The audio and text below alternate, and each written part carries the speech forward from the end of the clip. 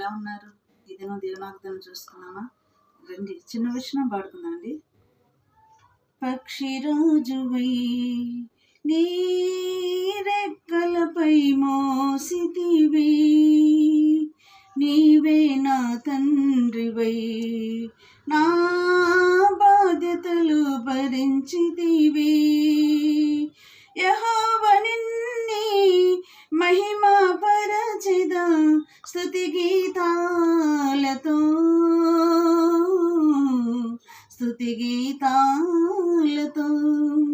అత్యున్నత సింహాసనముపై ఆసీనుడా, దేవదూతలు ఆరాధించు పరిశుద్ధుడా. యేసయ్యా నా నిలువెల్లా నిండియున్నావు, నా మనసారని సన్నిధిలో సాగిలపడి నమస్కారము చేసరా, సాగిలపడి నమస్కారము చేసేదా.